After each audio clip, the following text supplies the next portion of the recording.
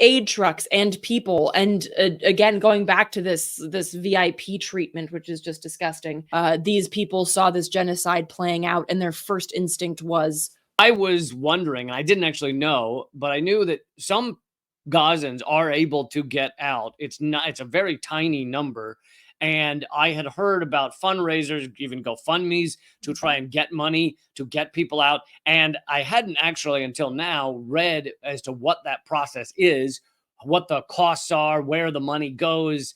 And anyway, here's some of the answers. So this is reporting by Middle East Eye, a really, really great outlet that I definitely recommend that people check out for reporting about what's going on in Gaza. But so the headline is, an Egyptian firm is making $2 million a day from Palestinians fleeing Israel's war on Gaza. Hala Consulting and Tourism Services, a firm owned by Sinai tribal leader, and the Sinai Peninsula is right. It's right there, like outside of Rafah. So if you were to look at a map, it's basically the emptying out of Gaza into Egypt. So this is a firm owned by Sinai tribal leader and business tycoon Ibrahim al-Organi, and has been charging Palestinians crossing from Gaza's Rafah to Egypt at least $5,000 per adult and $2,500 for children under 16. Which I can guarantee you, if you were to actually look into income distribution in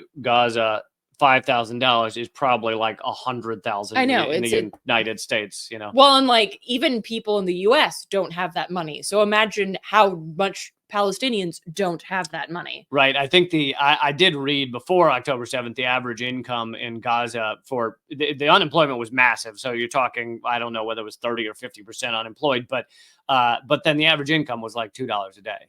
So imagine how could anybody get $5,000? And this is, of course, where you see those GoFundMe's or people asking for money to help these, this person evacuate, help my cousin evacuate, et cetera, et cetera. This firm has a monopoly on providing transfer services at the Rafah crossing, which is the only Gaza exit not bordered by Israel, and so the only way out.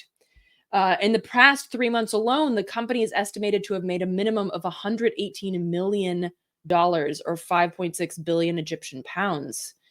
Average daily fees exceed $2 million. And last month, the company may have earned at least $58 million from around 10,000 adults and 2,900 children who crossed the border via a VIP list. I'm not kidding. That's what it's called.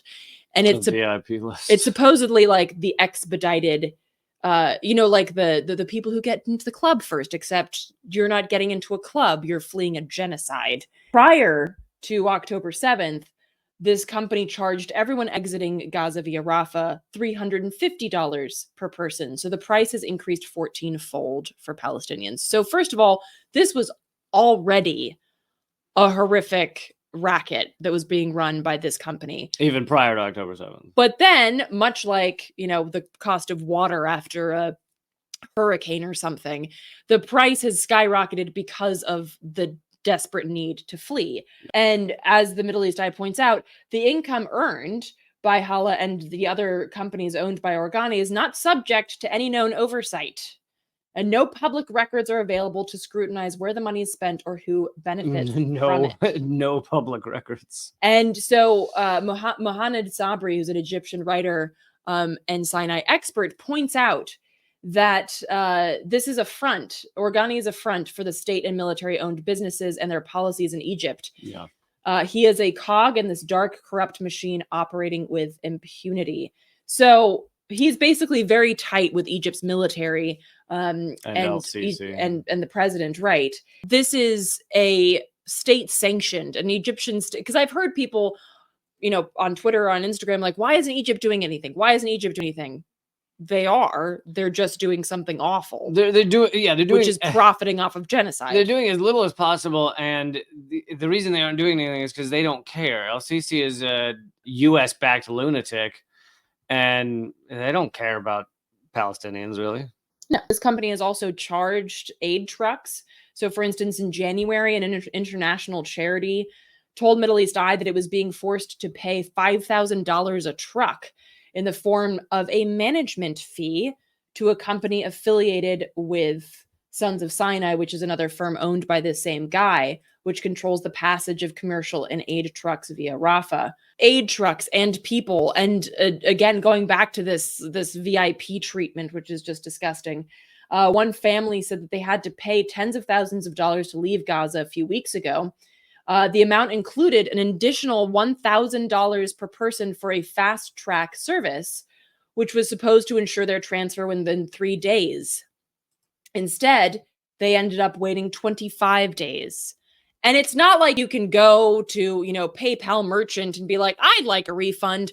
You're fucked. Like, you've paid that money to this shady ass war genocide profiteer. There's nobody you can go to and be like, "Hey, I'd like that money back." You're screwed. I wanted to share this because, first of all, it's disgusting, but also because it's important to recognize that capitalism and colonialism and imperialism are inextricably linked, right? So, colonialism is like the battering ram of capitalism. All of this has to do with capitalism and with the need to see ecosystems and people as disposable and usable for whatever whatever twisted, sick ideology, whether that's colonialism or imperialism or whatever, but you can't detach it from capitalism. And this is just further evidence of that. These people saw this genocide playing out, and their first instinct was, how can I make money off of this? Money. And of course, this is someone who's making millions upon millions of dollars, but there's much smaller scammers out there who say, "Oh, I need to get my family out of Palestine, pay to send money to GoFundMe," and they're just pocketing it. It's just an American or a Ukrainian or whoever just pocketing the money, and it's so fucked. It's it's gross. disgusting. And again, there's no oversight here. Egypt is not going to stop this from happening. Obviously, Israel doesn't give a shit. So these Gazans, these Palestinians, have no choice but to either pay these exorbitant fees or just wait in Rafah and hope that they don't get carpet bombed.